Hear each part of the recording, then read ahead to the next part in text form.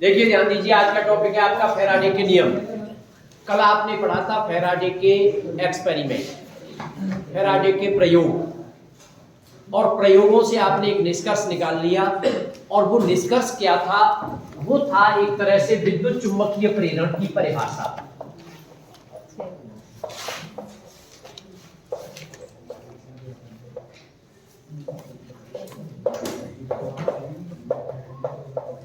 Electromagnetic injection क्या है? ये वास्तव में फैराडे के एक्सपेरिमेंट का एक रिजल्ट है, और सिंपल सा 2 लाइन का। और क्या है वो, उसको एक बात दोबारा समझ लीजिए आप। जब किसी कुंडली से संबंधित चुंबकीय फ्लक्स में परिवर्तन होता है तो उसमें एक विद्युत वाहक बल प्रेरित हो जाता है या उत्पन्न हो जाता है। ठीक है, उस विद्युत वाहक बल को प्रेरित विद्युत वाहक बल ही बोलते हैं। और अगर कुंडली बंद होगी तो उसमें एक धारा बहने लग जाएगी, उसको प्रेरित विद्युत धारा कहेंगे। इस घटना को कहते हैं विद्युत चुंबकीय प्रेरण। अब बात ये आती है कि भाई फैराडे के फिर नियम क्या है? तो देखिए, कुछ बुकों में फैराडे के 3 नियम लिख रखे हैं, कुछ बुक ऐसी हैं जिनमें 2 नियम लिख रखे हैं। लेकिन 3 हो नियम या 2 हो, बात पूरी है उसमें। समझ गए ना? किसी ने उन्हीं 3 जो बातें हैं उनको 2 पार्टों में बांट के बता दिया, किसी ने 3 पार्टों में बांट करके बता दिया, तो उससे कोई फर्क नहीं पड़ता। तो सबसे पहला जो पहला नियम आप कहते हो फैराडे का फर्स्ट लॉ, हालांकि ये 9th या 10th क्लास में भी थे, आप लोगों ने ध्यान दिया हो तो फैराडे का जो प्रथम नियम है वो क्या है?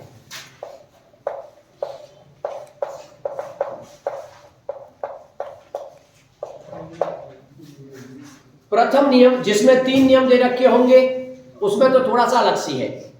और वैसे प्रथम नियम क्या है? विद्युत चुंबकीय प्रेरण की जो परिभाषा है वही प्रथम नियम है। यानी फैराडे के प्रथम नियम के अनुसार यदि किसी कुंडली से संबंधित चुंबकीय फ्लक्स में परिवर्तन होता है तो उसमें एक विद्युत वाहक बल प्रेरित हो जाता है। बस ये पहला नियम है। तो ये क्या है? ये तो विद्युत चुंबकीय प्रेरण की परिभाषा है। अब बात आती है दूसरा नियम। दूसरा नियम क्या है? कि ये जो उत्पन्न प्रेरित विद्युत वाहक बल था E, चुंबकीय फ्लक्स में परिवर्तन की दर के अनुक्रमानुपाती होता है। यानी प्रेरित विद्युत वाहक बल is directly proportional to delta phi upon delta T. एक बात दोबारा समझ लीजिए, पहले नियम की बात करोगे तो पहला नियम विद्युत चुंबकीय प्रेरण की परिभाषा है। ठीक है, यानी किसी कुंडली से संबंधित चुंबकीय फ्लक्स में परिवर्तन होगा तो उसमें एक विद्युत वाहक बल उत्पन्न हो जाएगा। पहला नियम हो गया। दूसरा, ये जो उत्पन्न प्रेरित विद्युत वाहक बल है ये चुंबकीय फ्लक्स के परिवर्तन की जो दर होती है उसके अनुक्रमानुपाती होता है। ये है दूसरा नियम।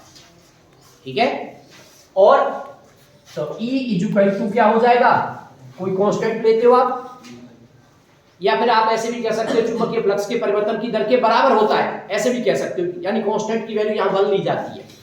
लेकिन तो E इक्वल टू हो जाएगा माइनस का माइनस साइन आ जाता है delta phi upon delta T. और यदि कुंडली में फेरों की संख्या को आप फेरों की संख्या को कैपिटल N लेके चल रहे हो तो E इक्वल टू हो जाएगा माइनस का N delta phi upon delta T. अगर फेरों की संख्या 1 है तो फिर आप इसको लिख दोगे E इक्वल टू माइनस के delta phi upon delta T. ठीक है, दूसरी एक और बात जो ध्यान रखने की है, कुछ बुकों में इस माइनस साइन को एक्सप्लेन करने के लिए ही तीसरा नियम दे दिया है, लेकिन उसकी कोई आवश्यकता नहीं है। माइनस साइन किसकी वजह से लिया जाता है? उसको बस आप ले सकते हो लेंज के नियम के लिए। यानी यहां पर जो नेगेटिव साइन है वो लेंज के नियम को प्रदर्शित करता है। अब लेंज का नियम क्या है वो मैंने कल भी बताया आपको। यानी किसी कुंडली में प्रेरित धारा उस कारण का विरोध करती है जिस कारण से वो उत्पन्न होती है। यही है लेंज का नियम, और नेगेटिव साइन उस लेंज के नियम की वजह से ही आ रहा है। आप अगर चाहें तो इसको दूसरे डिफरेंशियल फॉर्म में ऐसे भी लिख सकते हो, माइनस के N D phi over D T. इस तरीके से भी आप दिखा सकते हो। कभी कभी फ्लक्स जो होता है वो एक फंक्शन होता है टाइम का। मान लीजिए कभी कोई न्यूमेरिकल आ गया और उसमें कह दिया चुंबकीय flux is equal to 3t square plus 2t plus 5, ऐसे दे दिया आपको, और फिर उस केस में बात करने लग जाए कि प्रेरित विद्युत वाहक बल बताइए, तो आप क्या करोगे, इसका डिफरेंशियल कर लोगे विद रेस्पेक्ट टू टाइम, तो फिर यहां से क्वेश्चन सॉल्व हो जाएगा। d5/dt आ जाएगा डिफरेंशियल करके। अगर नंबर ऑफ टर्म्स दे रखे तो n का मल्टीप्लाई, नहीं दे रखे तो कोई बात ही नहीं है। तो इस तरीके से e की वैल्यू निकल करके आ जाएगी। और अगर कोई फंक्शन के रूप में नहीं है, सिंपल ही है, तो आप इस तरह से दिखा सकते हो। साथ ही साथ एक बात का ध्यान रखना, जैसे माइनस के n है अपनी जगह, ठीक है, डेल्टा फाई का मतलब होता है φ2 - φ1, फाइनल फ्लक्स, बाद में जो फ्लक्स हो जाता है उसमें से इनिशियल वाले फ्लक्स को माइनस करना है। यानी आप चाहें तो इसे लिख सकते हैं φ2 - φ1 अपॉन डेल्टा टी का मतलब टाइम, तो बाद वाला टाइम t2 - t1। वो कहेंगे कुंडली में t = 0 पर इतना है और t = 5 पर इतना हो जाता है, तो 5 वाले में से 0 वाला माइनस करना है और टाइम भी 5 में से 0 को माइनस करना है। तो इस तरीके से आप कोई भी, देखिए ये पॉइंट इंपॉर्टेंट बन जाता है खासकर न्यूमेरिकल के लिए। अक्सर इस पर कोई ना कोई न्यूमेरिकल पूछ लिया जाता है। इस चैप्टर से आपका एक थ्योरी का क्वेश्चन और एक न्यूमेरिकल 100% पूछा जाएगा और बड़ा आसान होता है। मतलब एक तो होता है, कुछ क्वेश्चन ऐसे होते हैं, मैकेनिक्स के क्वेश्चन है, इलेक्ट्रोस्टैटिक के क्वेश्चन है, जो टिपिकल फॉर्मेट के क्वेश्चन बनाए जा सकते हैं, लेकिन यहाँ क्वेश्चन जो बनता है वो आसान क्वेश्चन होता है। इसलिए आप थोड़ी सी मेहनत करिए, केवल फ्लक्स निकालना सीखिए। फ्लक्स निकालने में कुछ नहीं है, फाई का फॉर्मूला होता है φ = v.a, यानी va cos थीटा। फाई यहां से निकल के आएगा, बस इतना ध्यान देना, इनिशियल फ्लक्स निकालना है या फाइनल फ्लक्स निकालना है, φ1 φ2 निकाल करके और आप उसको सॉल्व कर सकते हो। ठीक है, तो इस तरीके से फैराडे के ये लॉ हो गए। आप चाहे उनको 2 कहिए चाहे फिर 3 कहिए, बात पूरी आपकी आ जानी चाहिए। और इस फॉर्मूले से आप फैराडे के लॉ को एक्सप्लेन कर सकते हो और कोई न्यूमेरिकल आए उसको निकाल सकते हो। दूसरी एक और बात, ये तो आ गया प्रेरित विद्युत वाहक बल निकल करके। अब कुछ न्यूमेरिकल ऐसे आ जाते हैं कि उसमें प्रेरित धारा पूछ लेता है। प्रेरित धारा, तो प्रेरित धारा आप कैसे निकालेंगे, इस बात को और समझिए। प्रेरित धारा या प्रेरित विद्युत धारा, इंड्यूस्ड करंट, ओम्स लॉ क्या कहता है, V = IR, तो I = V/R, लेकिन यहां V की जगह पे विद्युत वाहक बल है, इसका मतलब प्रेरित धारा I = हो जाएगी E/R। E प्रेरित विद्युत वाहक बल है आपका, R is the resistance of the coil. जिस कॉइल में आप ये कह रहे हैं वहां मैग्नेटिक फ्लक्स लिंक हो रहा है या उसमें परिवर्तन हो रहा है, उस कॉइल का प्रतिरोध R है। आप इसकी वैल्यू लगाओगे तो और आगे लिख सकते हो, E की जगह पे -kn अपॉन में R हो जाएगा और delta phi upon delta T। इस तरीके से ये आपकी विद्युत धारा यानी प्रेरित धारा निकल करके आ जाएगी। एक वर्ड और आता है, प्रेरित आवेश। कभी कभी कोई न्यूमेरिकल इस पे भी आ सकता है। तो 3 चीजें आ रही है आपकी, प्रेरित विद्युत वाहक बल, ये हो गया आपका E, प्रेरित विद्युत वाहक बल, ये E हो गया। उसके बाद प्रेरित धारा और अब प्रेरित आवेश। जब आवेश निकालने की बात आती थी, अगर मैं बात करूं तीसरे चैप्टर की, तो तीसरे चैप्टर में आवेश को निकालने के केवल और केवल 2 ही फॉर्मूले थे आपके पास। एक फॉर्मूला कौन सा था, एक विद्युत धारा की परिभाषा से बनता था I = Q/V, तो Q = I। और दूसरा जो फॉर्मूला था वो पहले चैप्टर से था, आवेश निकालने का, Q = Ne। कोई भी आवेश का क्वेश्चन हो जो विद्युत धारा से लिंक करके दे रखा है, ठीक है ना, या इलेक्ट्रॉनों की संख्या से लिंक करके दे रखा है, इसके अलावा किसी से सॉल्व नहीं होता, इसी से सॉल्व हो जाता है। इसका मतलब Q = IT।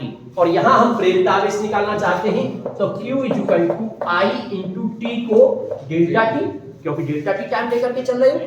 अब I की ये वाली वैल्यू पुट कर लोगे यहां से, तो I की वैल्यू हो जाएगी -kn upon R delta phi upon delta T × delta T।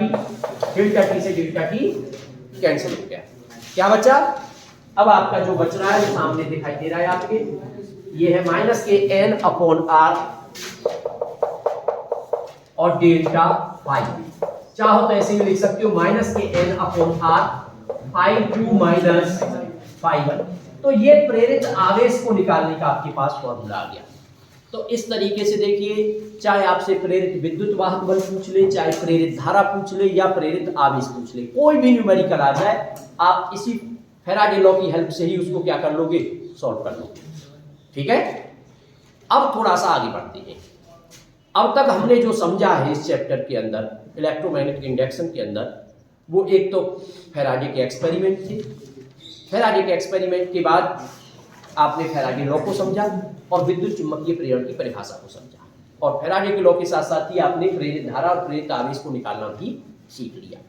अब देखिए इसी में एक टॉपिक और जोड़ करके चलते हैं, क्योंकि अब तक जो हम बात कर रहे हैं, हम ये कह रहे हैं कि अगर कोई कॉइल है और कॉइल से संबंधित चुंबकीय फ्लक्स में परिवर्तन हो रहा है तो उसमें एक प्रेरित विद्युत वाहक बल उत्पन्न हो जाता है। अभी तक हम ऐसी बात कर रहे हैं, लेकिन इसके अलावा इस चैप्टर में एक चीज और है कि अगर कोई कंडक्टर एक चालक है, मान लो ये एक चालक छड़ है, और चालक छड़ किसी चुंबकीय क्षेत्र में इस तरह से गति करती है कि वो चुंबकीय बल रेखाओं को काटती हुई जाती है, चुंबकीय बल रेखाओं को काटती हुई जाती है, तो उस छड़ के दोनों सिरों के बीच में एक प्रेरित विद्युत वाहक बल कह लीजिए या विभवांतर कह लीजिए उत्पन्न हो जाता है।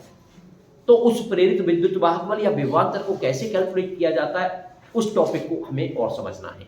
यानी हमारा जो टॉपिक है, एक तो फैराडे के नियम हो गए, उसमें भी प्रेरित विद्युत वाहक बल की बात की जा रही है, लेकिन जो दूसरा पॉइंट है वो है कि अगर किसी चालक को चुंबकीय क्षेत्र में गति कराएं और वो चुंबकीय बल रेखाओं को इंटरसेक्ट करता हुआ जा रहा हो तो उसके सिरों के बीच में कितना विद्युत वाहक बल उत्पन्न हो जाएगा, ऐसी जो प्रॉब्लम आएंगी उनको सॉल्व करने वाला क्वेश्चन है। ठीक है, कुछ एग्जांपल थोड़ा सा समझने की कोशिश करिए। देखिए यहां पर जरूरत हमें पड़ेगी पृथ्वी के चुंबकीय क्षेत्र की, क्योंकि हमारे जो ज्यादातर क्वेश्चन आएंगे वो पृथ्वी के चुंबकीय क्षेत्र से संबंधित होंगे और डेली लाइफ के जो एग्जांपल्स होते हैं वो भी उससे रिलेटेड होंगे, तो हमें उसको थोड़ा ध्यान देना पड़ेगा। अब पृथ्वी के चुंबकीय क्षेत्र में क्या होता था, वैसे तो हमने पृथ्वी के चुंबकीय क्षेत्र को आपको अच्छी तरह एक्सप्लेन करके बता दिया था। ये अर्थ है और वो जो है रोटेट कर रही है इस तरह से ओमेगा एंगुलर वेलोसिटी के साथ में। ये पृथ्वी का नॉर्थ पोल है और ये साउथ पोल है, वो भी ज्योग्राफिकल पोल, क्योंकि पृथ्वी में दो तरह के पोलों की हम बात करते थे, एक ज्योग्राफिकल पोल, एक मैग्नेटिक पोल। चुंबक वाले पोल और होते थे जो कि उल्टे होते थे। अगर आप पृथ्वी को चुंबक मान रहे हो तो उसमें नॉर्थ इधर होता था और साउथ इधर होता था, और नॉर्थ से चुंबकीय बल रेखा निकल के साउथ में इंटर करती थी। तो इस तरीके से किसी भी जगह पर अगर आप चुंबकीय क्षेत्र की डायरेक्शन की बात करते थे तो डायरेक्शन इस तरीके से दिखाई जाती थी और फिर उसको कहते थे साउथ से नॉर्थ की तरफ। यानी अगर आपसे एक लाइन में पूछा जाए कि पृथ्वी के चुंबकीय क्षेत्र की दिशा क्या है तो तुम कहते हो साउथ से नॉर्थ की तरफ किसी भी जगह पे। लेकिन यहां हमें थोड़ा सा समझना होगा, क्योंकि पृथ्वी के चुंबकीय क्षेत्र के दो घटक होते हैं। भले सिलेबस में नहीं था लेकिन मैंने पूरा टॉपिक पढ़ाया था आपको। एक क्षैतिज घटक, एक ऊर्ध्वाधर घटक। क्षैतिज घटक को मान लीजिए आप BH कहते हैं और ऊर्ध्वाधर घटक को B कहते हो।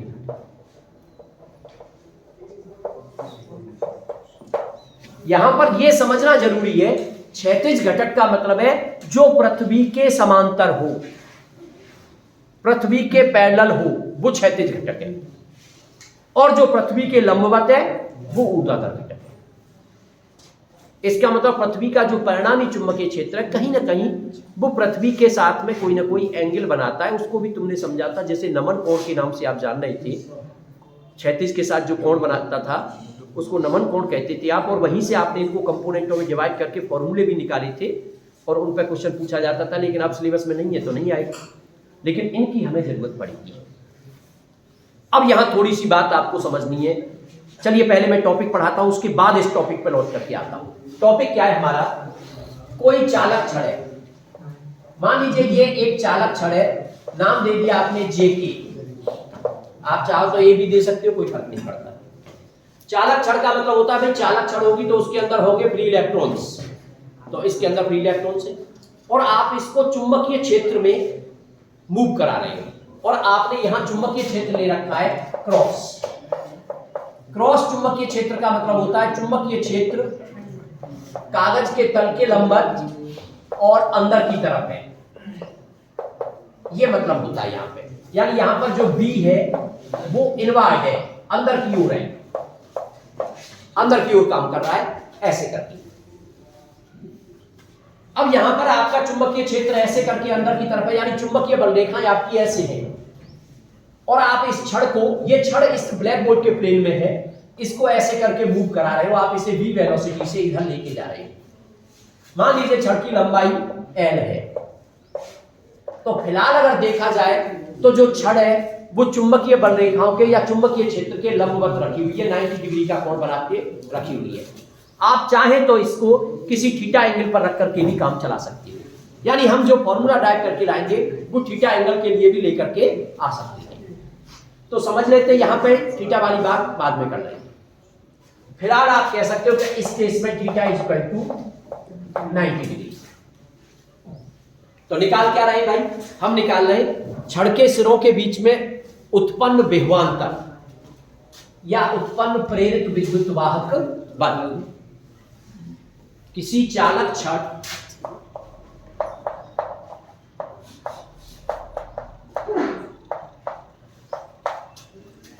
के सिरों के मध्य उत्पन्न विभवांतर या विद्युत वाहक बल, ये आपका टॉपिक है। और वो भी कब, जब आप उस चालक छड़ को किसी चुंबकीय क्षेत्र में मूव करा रहे हो, और वो भी कैसे, वो उसको इंटरसेक्ट करते हुए जा रही है, उसको काटते हुए जा रही है। ठीक है, अगर वो उनको काटती हुई जाती है तब ये चीज दिमाग में बिठा लीजिए, अगर छड़ चुंबकीय बल रेखाओं को नहीं काटेगी, उनको इंटरसेक्ट नहीं करेगी, तो फिर उसके सिरों पर कोई भी विभवांतर उत्पन्न नहीं होगा। तो जब भी कोई प्रॉब्लम ऐसी आएगी, जब भी कोई न्यूमेरिकल ऐसा आएगा, सबसे पहला काम आपका यही होगा कि आप ये पता लगाएं कि वो जो छड़ है वो चुंबकीय बल रेखाओं को काट भी रही है या नहीं काट रही है। अगर नहीं काट रही है तो अपने आप आंसर लिख दो 0, कोई विभवांतर उत्पन्न नहीं हो रहा है।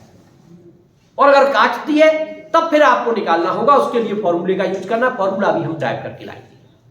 तो सबसे पहला काम होगा कि वो चुंबकीय बल रेखाओं को काट रही है कि नहीं काट रही। दूसरा काम क्या है, अगर क्वेश्चन पृथ्वी के चुंबकीय क्षेत्र से जुड़ा हुआ है तो वहां पर थोड़ा सा काम आपका और बढ़ जाएगा, क्योंकि फिर आपको दो चीजों पर विचार करना पड़ेगा। एक, पृथ्वी के चुंबकीय क्षेत्र की क्षैतिज लाइन, कि भाई क्षैतिज लाइनों को काट रही है क्या, और एक पृथ्वी के चुंबकीय क्षेत्र की ऊर्ध्वाधर लाइन, कि कहीं ऊर्ध्वाधर लाइनों को तो नहीं काट रही। तो कोई भी जब प्रॉब्लम आएगी तो आप इस बात पर विचार करोगे कि यहां चुंबकीय क्षेत्र, पृथ्वी के चुंबकीय क्षेत्र की क्षैतिज रेखाएं काटी जा रही हैं या फिर ऊर्ध्वाधर रेखाएं काटी जा रही हैं, इस बात पे आप विचार करोगे। ठीक है ना, अगर काटी जा रही होंगी तब तो विद्युत वाहक बल प्रेरित होगा, और अगर नहीं काटी जा रही है तो कोई विद्युत वाहक बल प्रेरित नहीं होता है। चलिए खैर, लौट करके आते हैं अपने पॉइंट पर। तो अब ये छड़ यहां पर इस तरह से चलाई जा रही है, छड़ चलाई जा रही है, आप देख रहे हो कि ये चुंबकीय बल रेखाओं को काटती हुई जा रही है। दिख रहा है ना भाई, चुंबकीय बल रेखाएं ऐसे हैं हमारी, ये मान लो यहां पर ऐसे हैं, और इसको आप ऐसे ले जा रहे हैं, कट रही है। ऐसे समझ लो यहां पे बाजरा की फसल खड़ी है, और बाजरा की फसल खड़ी है, आपके हाथ में तलवार है, और खड़ी हुई फसल पे आप तलवार को ऐसे चला रहे हैं, इसका मतलब फसल काटी जा रही है। लेकिन अगर आप ऐसे चलाएं तो फसल नहीं काटी जाएगी। बात समझिए कि नहीं। तो अगर छड़ इस तरीके से घूम रही है कि उनको इंटरसेक्ट करती हुई जा रही है, तो प्रेरित विद्युत वाहक बल उत्पन्न होता है। तो यहां पे दिख रहा है कि हाँ सा इंटरसेक्ट हो रही है। तो अब विद्युत वाहक बल उत्पन्न कैसे होगा, अब उस चीज को निकाल करके लाना है। अब ध्यान दीजिए थोड़ा सा, इसके अंदर फ्री इलेक्ट्रॉन्स है। मान लीजिए ये कोई फ्री इलेक्ट्रॉन है, आप अच्छी तरह से जानते हैं अगर किसी आवेशित कण को चुंबकीय क्षेत्र में गति कराएं तो उस पर एक बल लगने लगता है, F = QVB sin थीटा। हालांकि यहां हमने थीटा पर्टिकुलर केस बना दिया है, थीटा को 90 डिग्री ले लिया है। अगर ये भी उसके ऐसे रखा होता थीटा एंगल बनाते हुए तो साइन थीटा हम लेके चलते, लेकिन हमने उसको 90 अंश के रूप में बना दिया है। ठीक है ना। और इलेक्ट्रॉन यहां है, और जब छड़ को मूव कराओगे तो इलेक्ट्रॉन भी मूव होगा v वेलोसिटी से। इसका मतलब इस इलेक्ट्रॉन पर एक बल लगेगा, इस इलेक्ट्रॉन पर एक चुंबकीय बल लगेगा, और उस बल की वैल्यू हो जाएगी Fm = EVB sin, फिलहाल के केस में 90 डिग्री, और अगर एंगल थीटा होता तो sin 90 डिग्री। साइन थीटा, सही है ना। तो आप कह सकते हो कि Fm इक्वल टू EVB। ये फिलहाल के केस में इसमें एक बल लगेगा। अब क्या करोगे, अब बात आएगी कि इस बल की डायरेक्शन निकालो। आप अच्छी तरीके से जानते हो, मैं पहले से ही कहता आ रहा हूं कि बल की मैग्नेटिज्म में तुम्हें जब भी प्रॉब्लम आएगी वो दिशा निकालने पे आएगी। और दिशा निकालने के लिए अलग अलग चीजों की दिशा निकालने के लिए कभी चुंबकीय क्षेत्र की दिशा की जरूरत पड़ रही है, कभी धारा की दिशा की जरूरत पड़ रही है, कभी बल की दिशा की जरूरत पड़ रही है। हमने नियम बताए हैं आपको नियम उस समय तो याद रहेंगे, लेकिन बाद में आप ये भूल जाओगे कि किससे किसकी दिशा निकाली जाती थी। इसलिए थोड़ा सा गहराई से पॉइंटों को पढ़िए। तो यहां बल की दिशा की बात आ रही है, और बल की दिशा निकालने के लिए हमारे पास जो लॉ थे वो दो थे, एक तो फ्लेमिंग लेफ्ट हैंड रूल और दूसरा right hand palm rule number 2। और right hand palm rule number 2 को लगाना आसान होता था। वो क्या था, आप अपने राइट हैंड को अश्योर हो जाएं कि आपका राइट हैंड ही है। जल्दबाजी में स्टूडेंट क्या करता है, राइट हैंड रूल तो यूज कर रहा है और लेफ्ट हैंड अपना यूज कर रहा है, आपका आंसर गलत हो जाएगा। तो राइट हैंड की बात करें तो राइट हैंड रूल पहले श्योर हो जाए एक बार कि हाँ राइट हैंड है, हाँ भाई राइट हैंड है। अब क्या करना है, अब बल की दिशा निकालने के लिए सबसे पहला काम होता है सभी उंगलियों को चुंबकीय क्षेत्र की दिशा में ले जाओ। दूसरा काम होता है अंगूठा को गति की दिशा में लाओ। हथेली जिधर होती है वो बल की दिशा होती है, सिंपल सी चीज है। सभी उंगली चुंबकीय क्षेत्र की दिशा में, अंगूठा गति की दिशा में, भी वेलोसिटी इधर दिखा रही है। हथेली जिधर होती है बल की दिशा होती है, यानी बल इस पे देखा जाए तो वो जे की तरफ लग रहा है ना। लेकिन यही गलती कर जाओगे। गलती क्या होगी तुमसे, पहले भी बताया था मैंने, क्योंकि ये इलेक्ट्रॉन है। हम जो बल की दिशा निकालते हैं वो धनावेशित कण पे निकालते हैं नियम से, और अगर ऋण आवेशित कण होता है तो बल की दिशा निकालो और बाद में उसको उल्टा कर दो। और तो वास्तव में यहाँ इलेक्ट्रॉन है, इलेक्ट्रॉन ऋण आवेशित पार्टिकल है, नेगेटिव चार्ज वाला पार्टिकल है। तो अगर नियम से बल की दिशा ऊपर आई है तो अब वो अपोजिट हो जाएगी, यानी इस पे बल की दिशा हो जाएगी नीचे की तरफ F, यानी J से K की तरफ। बात समझ में आ गई कि नहीं। इसका मतलब ये हुआ, अब ये केवल एक इलेक्ट्रॉन नहीं है कंडक्टर के अंदर, कंडक्टर के अंदर ऐसे बहुत सारे इलेक्ट्रॉन हैं, तो सभी इलेक्ट्रॉनों पे बल लग रहा है, सभी इलेक्ट्रॉनों पे इतना बल लग रहा है, और उन सभी पे दिशा भी नीचे है। इसका मतलब सभी इलेक्ट्रॉन J से K की तरफ मूव करना शुरू कर देंगे। जब इलेक्ट्रॉन J से K की तरफ मूव करना शुरू करेंगे तो अब ऐसा तो है नहीं कि यहां से आगे निकल जाए। इसका मतलब इलेक्ट्रॉन जो है इस सिरे पे इकट्ठा होना शुरू हो जाएंगे। अब जब इलेक्ट्रॉन यहां इकट्ठा होना शुरू हो जाएंगे तो ये सिरा हो जाएगा ऋण आवेशित और इसका अपोजिट सिरा हो जाएगा धन आवेशित। और धीरे धीरे ये आवेश बढ़ते चले जाएंगे। क्यों बढ़ते चले जाएंगे? क्योंकि इलेक्ट्रॉनों की संख्या बढ़ती चली जाएगी। यहां पर इलेक्ट्रॉन बढ़ते जाएंगे, वहां पॉजिटिव चार्ज बढ़ता चला जाएगा, क्योंकि जिधर से इलेक्ट्रॉन आते हैं उधर पॉजिटिव चार्ज, जहां इलेक्ट्रॉन पहुंचता है वहां पे नेगेटिव चार्ज। लेकिन आप एक बात अच्छी तरह से जानते हो, अगर कभी ऐसा हो जाए कि एक प्लेट पे पॉजिटिव चार्ज आ जाए और एक प्लेट पे नेगेटिव चार्ज आ जाए, इसका मतलब वहां तो एक विद्युत क्षेत्र उत्पन्न हो जाता है।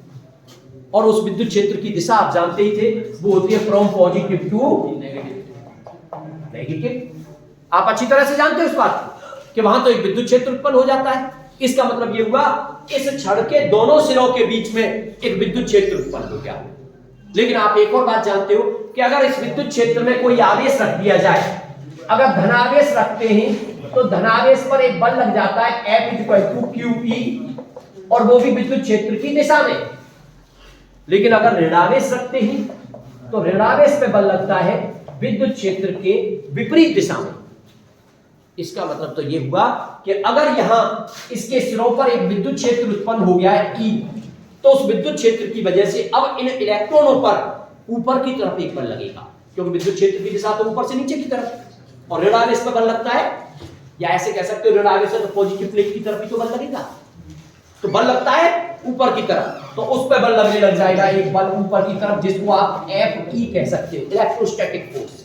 इसको Fm मैग्नेटिक फोर्स। और उस Fe की जो वैल्यू होती है वो इक्वल टू होती है, वैसे तो QE, लेकिन इलेक्ट्रॉन है तो EE। बात समझ रहे हैं कि नहीं? अब लेकिन क्या हो रहा है, यहां लगातार इलेक्ट्रॉन बढ़ते जा रहे थे, ई का मान बढ़ता जा रहा था, एक स्थिति ऐसी आएगी ई का मान इतना हो जाएगा कि नीचे लगने वाला ये वाला बल बराबर ऊपर लगने वाला ये वाला बल, यानी दोनों बल एक दूसरे को क्या कर देंगे, बैलेंस कर देंगे। और जब दोनों बल एक दूसरे को बैलेंस कर लेंगे उस स्थिति में इलेक्ट्रॉनों का फ्लो होना तो रुक जाएगा, या फिर ये कह सकते हो कि वो कांस्टेंट वेलोसिटी से मूव करेंगे। और उस स्थिति में आप लेकिन क्या लिख सकते हो, EVB = E। अगर एक इलेक्ट्रॉन के लिए बात कर रहे हैं और सभी इलेक्ट्रॉनों के लिए बात कर रहे हैं तो E की जगह पर Q लगा देना, भाई सभी इलेक्ट्रॉनों का चार्ज Q हो जाएगा, ये कह सकते हो बस आप। लेकिन E किसको कहते हो, अगर आप ये लेते थे कि इन दो प्लेटों के बीच में विभवांतर अगर V है और प्लेटों के बीच की डिस्टेंस अगर D है, जैसे कि कैपेसिटर में लेते थे, तो E = होता था V/D। इसका मतलब अगर मैं ये मानूं कि इसके सिरों के बीच में प्रेरित विद्युत वाहक बल या उत्पन्न विभवांतर क्या है, V है, तो फिर E = हो जाएगा यहां पे V/L, क्योंकि इसकी लेंथ कितनी है, L है, तो E = V/L। तो E से तो पहले ये E कट गया, अब आप E की जगह पे तो VB और E की जगह पे V/L, लेकिन मुझे तो ये प्रेरित विद्युत वाहक बल या विभवांतर निकालना था, तो विभवांतर निकालूंगा तो L उधर चला जाएगा, तो V = VBL। ये तो तब आया फॉर्मूला जब आपने इसको 90 डिग्री पे रखा था। अगर ये थीटा डिग्री का एंगल बना के रखा होता तो यहां से EVB sin थीटा आता, तो फॉर्मूले में प्रेरित विभवांतर हो जाता VBL sin थीटा। तो इस तरीके से अब आपके पास ये एक फॉर्मूला निकल करके आ गया है कि अगर कोई क्षण, देखिए दो चीजें चल रही हैं आपके दिमाग में। आपने जो फैराडे लॉ को पढ़ा, उस फैराडे लॉ में ये था कि अगर किसी कॉइल से लिंक मैग्नेटिक फ्लक्स में चेंज होगा, फ्लक्स में परिवर्तन होगा, तो उसमें एक प्रेरित विद्युत वाहक बल उत्पन्न हो जाता है। वो चीज हमारी समझ में आ गई, उसमें हमने दिशा भी निकालना सीख ली लेंज के नियम से, धारा की दिशा क्या होगी। अब लेकिन जो बात आ रही है वो ये है कि अगर कोई चालक छड़ ऐसे मूव कर रही है कि वो चुंबकीय बल रेखाओं को काट रही है, तो उसके दोनों सिरों के बीच में भी एक विद्युत वाहक बल या विभवांतर उत्पन्न हो जाएगा। और उसका फॉर्मूला ये निकल के आया, V यहां विभवांतर को प्रदर्शित कर रहा है, B मैग्नेटिक फील्ड है, V जितनी वेग से, जितनी वेलोसिटी से आप उसको मूव करा रहे हो, L उस छड़ की लंबाई है, sin theta, theta is the angle between B and L, या फिर वेलोसिटी और B के बीच का आप एंगल उसको कह सकते हैं। बात समझ में आ रही है कि नहीं। तो अब हमारे पास फॉर्मूला निकल करके आ गया। अब बात करते हैं कुछ डेली लाइफ की ऐसी प्रॉब्लम्स जहां इसको अप्लाई किया जाता है। अब उन प्रॉब्लम के बारे में थोड़ा सा विचार करिए, आप लोग समझिए, और उसके लिए मुझे जरूरत पड़ने वाली है ये पृथ्वी के चुंबकीय क्षेत्र की। देखिए एक बात ध्यान रख लेना, जब भी आप लैब में कोई काम कर रहे हो, लैब में कोई भी काम किया जाता है हमेशा कागज पे किया जाता है, और कागज को मेज पे रखा जाता है, और मेज जो होती है पृथ्वी तल के समांतर होती है, इसलिए वहां जब भी पृथ्वी के चुंबकीय क्षेत्र की जरूरत पड़ेगी तो उसका क्षैतिज घटक लिया जाता है। कभी भी आपके को जरूरत पड़ जाए लैब में काम करते हुए, तो वहां पर पृथ्वी के चुंबकीय क्षेत्र का क्षैतिज घटक यूज करोगे, बी की जगह पे BH का यूज करोगे। और ऊर्ध्वाधर जो लाइन होती है वो पृथ्वी के परपेंडिकुलर होती है, इसलिए उसका कोई भी कंपोनेंट उधर काम नहीं करता। अब देखिए मैं कुछ एग्जांपलों की बात कर रहा हूं। अब एक बात ध्यान दो, पहले पृथ्वी का चुंबकीय क्षेत्र की दिशा क्या है, साउथ से नॉर्थ की तरफ। इसका मतलब जो क्षैतिज घटक होगा उस क्षैतिज घटक की दिशा तो हो जाएगी साउथ से नॉर्थ की तरफ। ये जो दिशा आएगी ये दिशा आपके BH की होगी, लेकिन ऊर्ध्वाधर घटक तो हर जगह पे ऐसे करके होगा जैसे कोई फसल खड़ी है, सही है। अब एक एग्जांपल मिला, आप लोग खुद सोच के बताएंगे। मान लीजिए एग्जांपल ये है, एक एथलेटिक्स है, एक खिलाड़ी है और वो सुबह दौड़ लगा रहा है। खिलाड़ी क्या होता है भाई, ह्यूमन बॉडी, और ह्यूमन बॉडी खुद एक चालक होती है, मानव शरीर खुद कंडक्टर है। और खिलाड़ी जो दौड़ लगा रहा है वो मान लीजिए पूरब से पश्चिम की तरफ दौड़ रहा है। अब पूरब से पश्चिम के लिए आपको डायरेक्शन नोटेशन समझना होगा, यानी आपने डायरेक्शन नोटेशंस बना लिया, ईस्ट और ये वेस्ट, ये नॉर्थ और ये साउथ। तो खिलाड़ी जो दौड़ रहा है वो पूरब से पश्चिम की तरफ दौड़ रहा है, खिलाड़ी एक तरह से, अब आप ये मान के चलिए कि वो एक चालक छड़ है, और चालक छड़ जैसे मेरा शरीर हो गया, ऐसे करके चल रहा हूं, यानी ये छड़ ऐसे चल रही है। अब आपको ये देखना है कि क्या वो चुंबकीय बल रेखाओं की या पृथ्वी के चुंबकीय क्षेत्र की किस घटक को काटती हुई जा रही है, आपको ये देखना है। आप सोचेंगे और बताएंगे कौन से घटक को काट रही है।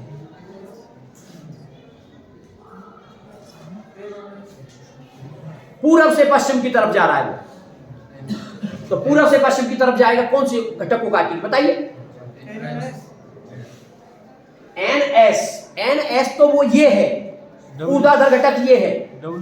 एक चीज छोटी सी सोचिए, मान लीजिए यहां फसल खड़ी हुई है और फसल में होकर तुम खुद निकल के जा रहे हो, क्या कट रहा है वो फसल? नहीं कट रही ना, इसका मतलब ऊर्ध्वाधर घटक को नहीं काट सकती। जब अगर आप दौड़ रहे हो या फिर कोई चालक छड़ ऐसे करके खड़ी चल रही है, तो वो ऊर्ध्वाधर घटक को कभी भी नहीं काट सकती। अब क्षैतिज पर विचार करो, क्षैतिज रेखा कैसे हैं? क्षैतिज रेखा क्या होती है? साउथ से नॉर्थ की तरफ, साउथ से नॉर्थ की तरफ है क्षैतिज रेखाएं। मान लो साउथ इधर है, नॉर्थ इधर है, क्षैतिज लाइन ऐसे है, और मैं ऐसे जा रहा हूं, पूरब इधर है और पूरब से पश्चिम की तरफ जा रहा हूं, और क्षैतिज लाइन ऐसे है। अब बताइए कट रही है कि नहीं? कट रही है। इसका मतलब उस खिलाड़ी के सिर और पैरों के बीच में एक विद्युत वाहक बल उत्पन्न हो जाएगा।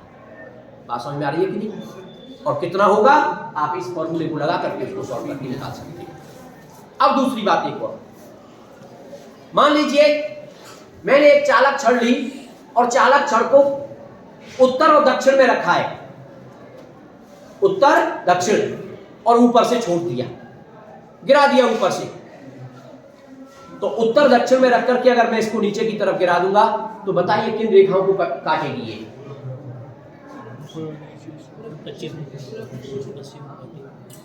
ऊर्ध्वाधर लाइनों को तो नहीं काटेगी। सपोज करो बाजरे की फसल खड़ी है और आप कोई डंडा गिरा दे ऊपर से, तो कट के आएंगी? नहीं कटेगी फसल। तो कौन सी कटेगी? अब क्षैतिज पर विचार करो। अब ये उत्तर दक्षिण में है और लाइन भी उत्तर दक्षिण में है, अब वो भी नहीं कटेगी। समझ गए ना? लेकिन अगर आप इसको पूरब पश्चिम में रख करके गिराते, पूरब पश्चिम में रख करके गिराते और वो उत्तर दक्षिण में चुंबकीय बल रेखाएं होती है क्षैतिज वाली, तो वो कट जाती है।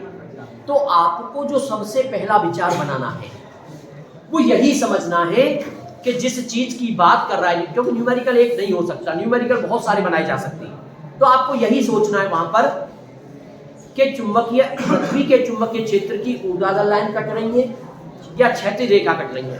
अगर ऊर्ध्वाधर लाइन कटेंगी तो तुम्हें पूरब पश्चिम उत्तर दक्षिण देखने की कोई जरूरत नहीं पड़ेगी, वो तो अपने आप पता चल जाएगा।